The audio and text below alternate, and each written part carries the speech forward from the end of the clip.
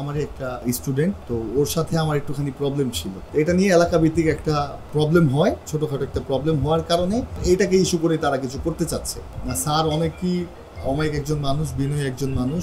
Sir আমাকে খুব ভালো একটা প্রস্তাব দিল বা একটা উপদেশ দিল। মামলা মোকদ্দমা আসলে কোনো সমাধান হইতে পারে না। তো এটা যদি মীমাংসায় হয়ে থাকে বা একটা বসে যদি মীমাংসার মাধ্যমে এটা শেষ করা যাইতে পারে, সেই ক্ষেত্রে কিন্তু অনেকটা ভালো হয়। মোটামুটি আপনার 5 কি 5.5 মাস আগের এই ঘটনা।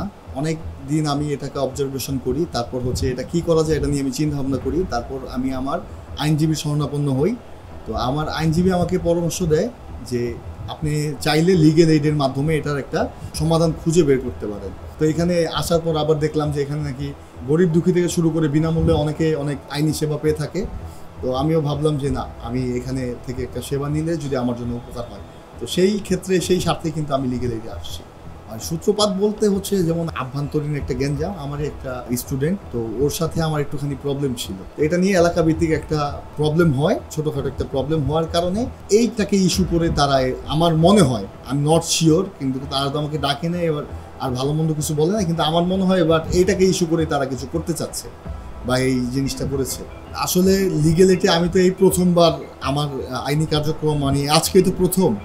তো বাকিটা দেখা যাক যে স্যাররা স্টেপ বাই স্টেপ কীরকমভাবে জিনিসটাকে হ্যান্ডেল করে, দেখলে বোঝা যেতে পারে। না, স্যার অনেকই অমায়িক একজন মানুষ, বিনয়ী একজন মানুষ। স্যার আমাকে খুব ভালো একটা প্রস্তাব দিল বা একটা উপদেশ দিল।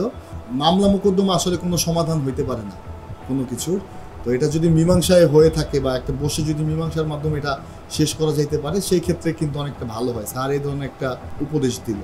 তো আমি যেহেতু ক্রীড়াঙ্গনের একটা ব্যক্তিত্ব আর এই খেলাধুলা নিয়ে আমার থাকতে হয়, তো এই ক্রীড়াঙ্গনের সবাই আমার আপনজন, কারোর সাথে আমার ব্যক্তিগত কোনো আক্রোশ নেই। তো তারা কেন বা কী কারণে এটা করেছে এটা তারাই বলতে পারবে।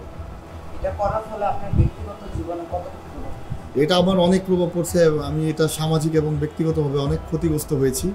যেমন এতে করে আমার অনেক সুনাম ক্ষুণ্ণ হয়েছে।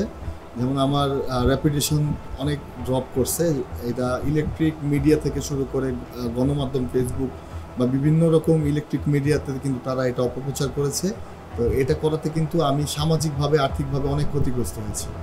যেহেতু স্যার এটা মীমাংসার একটা পরামর্শ দিয়েছে, এটা যদি মীমাংসা হয় তাহলে তো ভালোই। আর ওনারা যদি এটা মীমাংসা না করতে চায়, পরবর্তীতে আইনি যে স্টেপ আছে আমি ওই ধাপভাবে এগিয়ে যেতে চাই।